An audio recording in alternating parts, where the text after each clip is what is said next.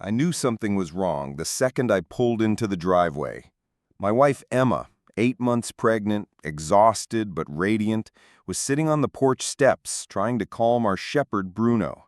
He was barking his head off, not at me, but at the two strangers lounging inside our living room like it was a hotel suite. One of them had his feet up on my father-in-law's recliner, cracker crumbs all over his shirt. The other scrolled lazily through his phone.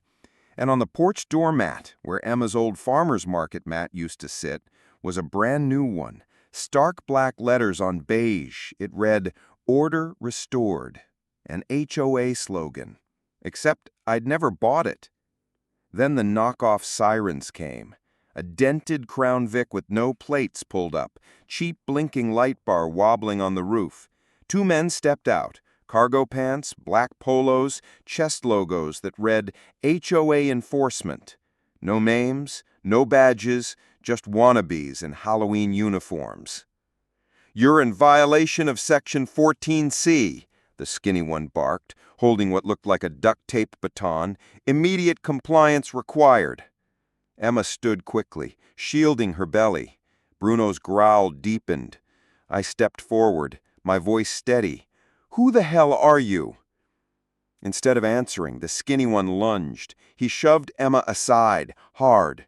I'll never forget the sound, the crack of her arm snapping as she crumpled, clutching our unborn son. That scream, half pain, half betrayal, broke something in me. I moved without thinking, placing myself between her and them. My phone was in my hand, but before I could hit record, the baton came down. My wrist exploded with pain, and the phone spun into the bushes. "Violation of Section 38B, he sneered. "Unauthorized recording of HOA enforcement." "That's not a law," I said. "You made that up." Emma was on her knees, pale, shaking. Bruno edged forward, teeth bared. The taller one pulled zip ties from his belt like he thought he was a real cop. "Get on your knees," he ordered. "You're under arrest." I raised my hand slowly, not in surrender, in calculation. My right hand dipped under my jacket. My fingers found the Glock. Cold, familiar. I drew fast, didn't fire, not yet. But the shift in the air was instant. Their swagger vanished. "You broke her arm. She's carrying my son.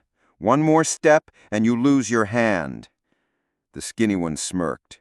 Wrong move. The first shot cracked into the air, thunder shaking the night. The second hit his thigh. He collapsed howling, baton clattering to the ground. The tall one spun to run, but I caught him, slammed him onto the gravel. Bruno lunged, clamping his jaws into the man's leg. He shrieked, writhing. And then, silence.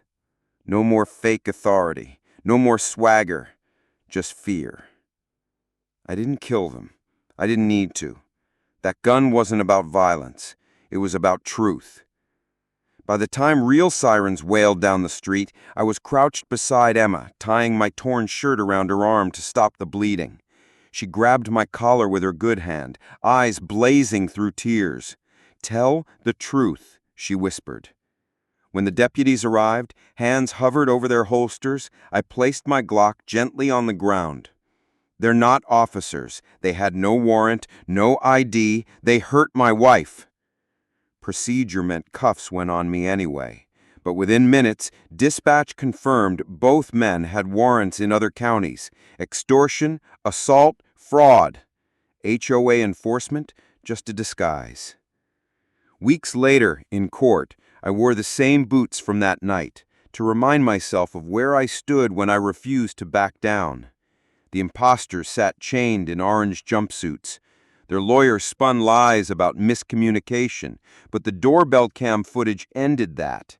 Emma's scream, their threats, the baton, the broken arm, it was all there.